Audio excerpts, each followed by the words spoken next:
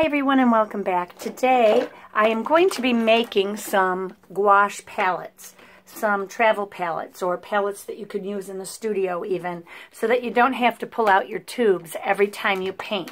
Now, there was another person that I got some of my idea from, and that is Char Villena. She has her own YouTube channel here. She recently did an excellent video on a gouache palette that she made, and I will put a link to that below. I'm also going to do one very similar to it today. I had two different types of palettes or tins that I wanted to use for my gouache palette. And these are palettes that will allow your paint to stay fresh so that you don't have to lay new paint every time. And very different from my one where I used the Schminke fold-out palette with the wet sponge in it. This eliminates that completely. I have about 30 to 35 colors. Some of them overlap, so I'm going to have to go through them and check which those are. But I want to do a big palette with those, so that when I'm traveling, I can take all of my colors with me, like when I'm going camping somewhere for a week or whatever. And I'm going to use this palette.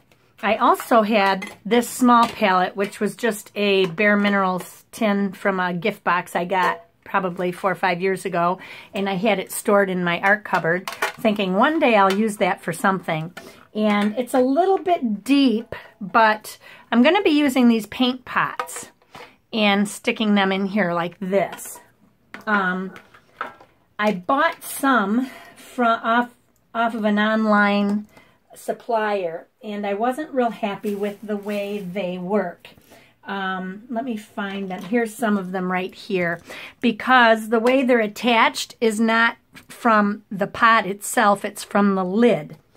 So if I want to cut these apart, I have to cut all of this stuff away very carefully in order to get the lid to shut properly. And it's kind of clunky then. It's real big, and then it cuts in on these two edges here, which makes me worry that it might break over time. And I found them a little more difficult to close and to get open. Oh, that one isn't so bad. But anyway, I bought a ton of those. Then I went to Michael's and I got their brand, which is what I'm used to. They're a little bit clearer. See, the cups are a little different. These are clear cups. I like the clear cup, and I'm used to this style, and you can cut them apart at this point, which is really nice. So I can just cut all the plastic away like that, which is very helpful. So I'm going to use these. The only problem is I only have 32 of them. So I'm going to probably make this big palette today and not work on the little one until I cleaned out the store. They only had 2 packages in stock. But I found something else, you guys, and this could eliminate your need to even do any of this at all. Let me show you. I had to get it. It costs $5 or $5.50 at Michael's, and it is a 12-color palette with sealable lids. Isn't that the coolest? So you can just carry this with you, and that could be your travel palette. Yeah, it's a little bit thicker. It's a little bigger than this, but you've still got these lids, although the lids come apart. You wouldn't leave your lids off of your colors anyway. You would put your color onto your palette and then close your lid up. So I'm going to use this too and see how this works as a outdoor kind of out painting gouache palette. We'll see. I don't know. It may not work well. Maybe I'll only want it in the studio, but I thought, how clever. It's already set and done for you. And you can just toss it in your bag like that, and you're ready to go. I'm not sure what these little lips are here on the sides. Maybe that was just a manufacturing thing that they needed to do, but it's got these little divots. Oh, for your brushes, duh. You can put your brushes in them like that. That holds your brushes. So, anyway, I've got that one too. Now, on to this one that we're making now. I'm using an old Prismacolor Premier watercolor pencil, or not watercolor pencil, regular colored pencil, the 48 size for this. It's a little bit shallower than this other tin, as you can see, which I like, but yet it's deep enough to hold these in. And this will hold about 7 across, I believe I decided. It depends. Once you disconnect them, I'm sorry, my watch band keeps catching this. Once you disconnect them and put them across, and it's 2, 4, 6, I probably will get 7 in there. And I'll be putting them in on an angle. So what I'm going to do is I'm going to, you could secure these with magnets, but the magnets aren't going to be strong enough to stay down when I'm lifting the lids up. So I'd be having to go like this and then setting them back down for each color, and I don't want to do that. So I'm going to be using E6000 glue, which is a very, very strong and horrible smelling glue.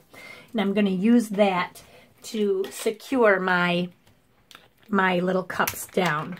So let me go ahead and get these all cut apart and set up, and then I'll show you the next step. Okay, so I've got 32 of those here. Now I'm going to count my colors and see how many different colors I actually have. Now, like my ultramarine will overlap, so I can set one of them aside. My blacks will overlap, so I can set one of those aside.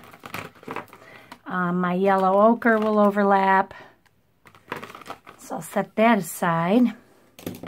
What else do I got? Burnt sienna. It's burnt umber. And I have burnt umber. No, I've got Van Dyke brown. Burnt sienna. Set that aside. We got extra whites, so I can set one of those aside, or 3 of those aside. Let's see what else I got here that there would be. Yellow ochre light. Cadmium yellow light. I think I have, that's lemon yellow. Yellow mid. I don't think there's any cadmium colors in that, so I'll keep my yellows. But I think I'm set here. My green. I thought I had a green. Oh, here it is. Lucas green. It's just permanent green. So I'll have to check and see if my greens match each other. But if not, I have 2, 4, 6, 8, 10, 12, 14, 16, 18, 20, 22, 24, 26, 28, 30, 31. Wow, I have 1 extra paint pot. Is that amazing? Oh no, I have 2 extra. So that's pretty good, I think. 2, 4, 6, 7, 2, 3, 4 is 28, 29, 30. What did I say? 31? So I do only have 1 extra. Anyway, that's pretty darn close. Now what I'm going to do is I'm going to cut my labels. Before I glue anything down, I'm going to put the paint in and have them all set, and then I'll glue them to the bottom. So when I was out, I bought some labels, and these labels are just white bottle labels that I got at Michael's. I just didn't want to go to an office supply. So these are really big labels. They go all the way across because they wrap around a liter bottle, I believe. And there's 24 of them, so these will last me a lifetime. I think it was in their wedding aisle at Michael's, or showers, where you do your own party favors and stuff like that. I guess it would be the party favor aisle. But I'm just going to grab one of these. I think that's all I'm going to need. These aren't coated, so the paint will stick nicely, but they're this big. That's how big one of these is. And I'm going to draw circles on them. You can actually take the bottom of this to draw your circle, but I'm going to use one of my circle, one of these things. Let's see which one will be right. That one might be the right one. I want it to cover the cat pretty well. And I think that covers it well. I wish I had a circle punch where I could just punch it out, but I don't. So what I'll do then is I'm going to take a pen or pencil and draw. Maybe I'll draw it on the back so that my labels don't look icky. I just need to know how much extra I got here. Fold that in. There's a little tab where it disconnects. There. That way I'll know where my lines are. And if I do it on the inside, then I won't make a mess of my labels. I can cut it from the bottom. See, like I just did. That'll work perfect. I need a fine pen though. This is a brush pen and I don't like a brush tip for this. What's this? This looks like a Sharpie. Yeah, that'll work.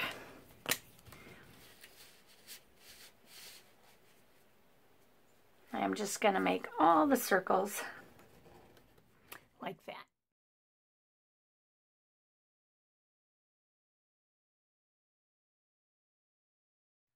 Okay, so I've got these all cut up. And I'm just going to take the backs off and stick them on the cups. And then I'll go ahead and write the name on them and put the... whoops, I didn't get that lined up very well. Well, maybe it's all right. It'll work. So I'm just going to go ahead and put them all on here. And then I'll write the names of the colors on and put a little swatch on the outside. And then fill the cups.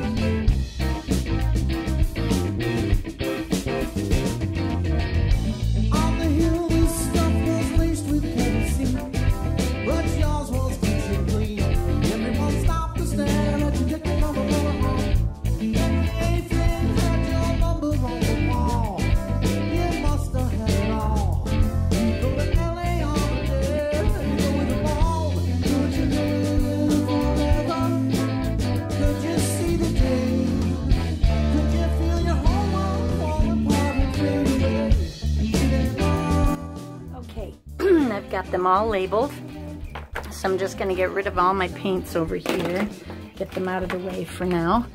And the ones that were not the Royal and Langnickel, which is this, I think these are just, I don't know, they said they're professional, but I think they're student level. I left the way they were, but the ones that were Lucas, I put an L on. Winsor and Newton, I put a WN on, so that I know what brand they are. That way when I switch, I'll know if the color is off, I know why. You know what I mean? So now what I'm going to do is going to go ahead and wipe this out good so that it's clean. And I'm going to grab my glue and I'm going to glue these in. And I'm going to just do my mauve and my magenta and roses with my reds and go from there.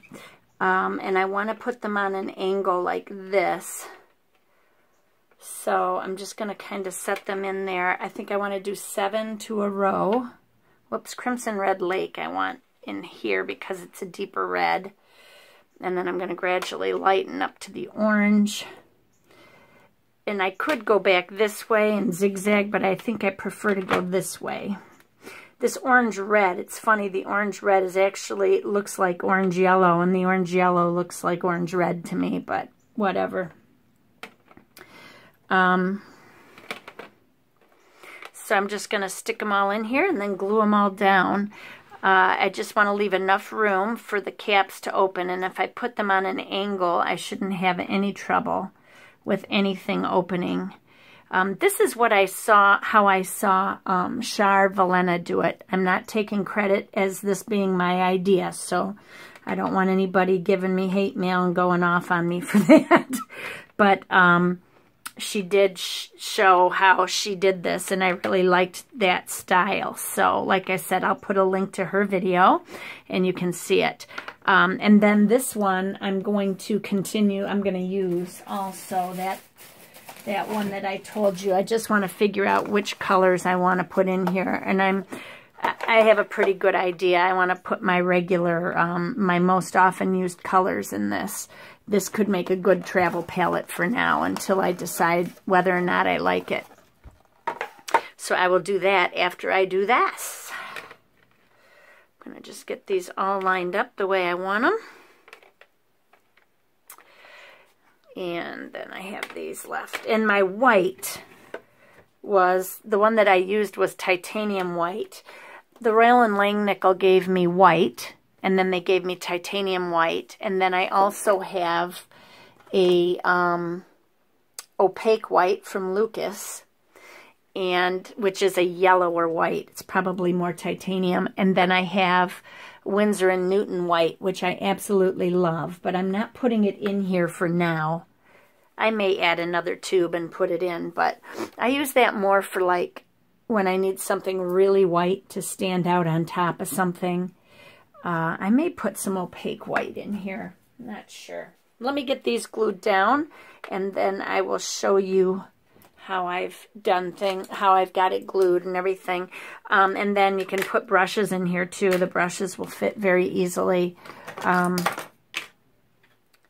Even some of my longer ones fit. So I won't have any problem carrying brushes with this or anything. I don't know if my silver black velvets fit though. No, I wouldn't want to chance it. It would bend the tip. So, okay, let me grab my E6000 and I will glue these. I'm going to use my Lucas colors. The only thing is I really want to have my linden green with me.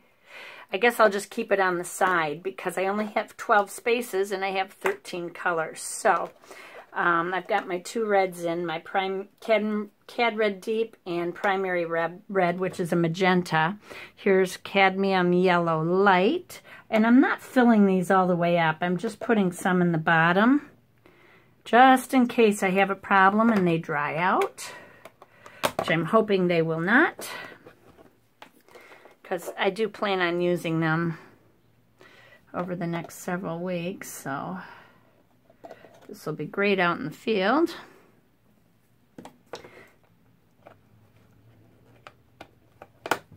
And my white.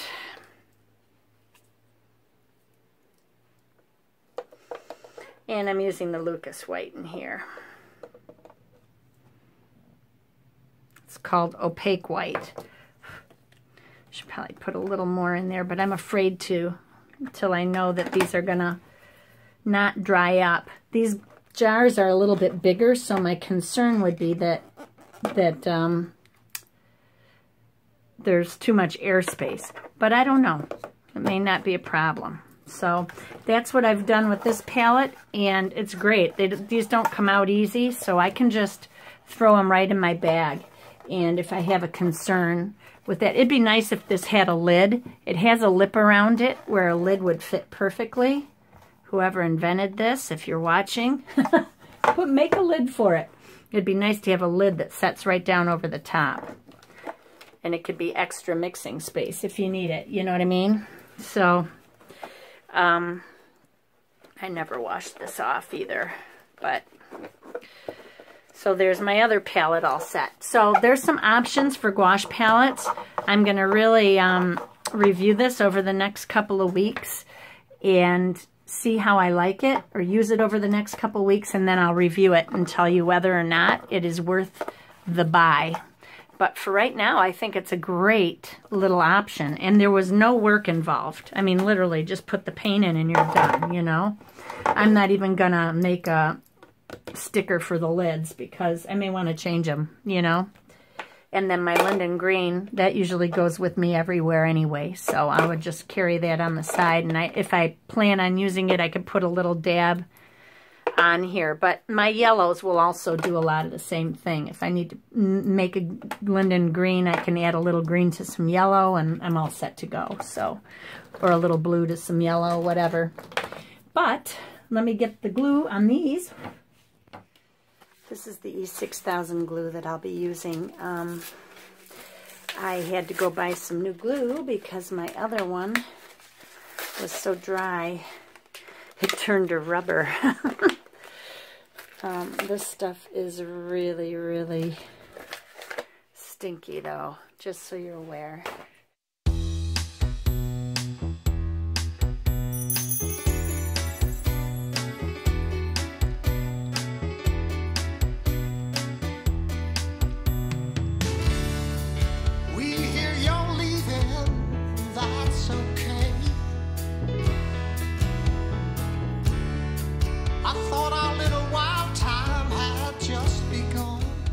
Okay, so I've got it all glued down. I'm just going to let it dry overnight, and then we will see how sturdy it is tomorrow. Now, if I'd like to put palette paper inside my cover, all I need to do is trace this. Now, I have this hole here, so that's going to make it a little bit too small for the opening, but that's all right. I don't care if there's one little edge that has the metal showing.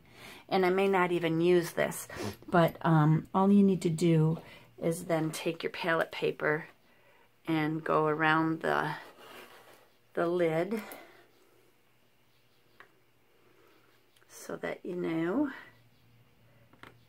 what size you need. And then I'll just cut it down. Then I can take my rounding corner rounder to round the edges. I'm just going to line this up with my guide wire on here. Just like that.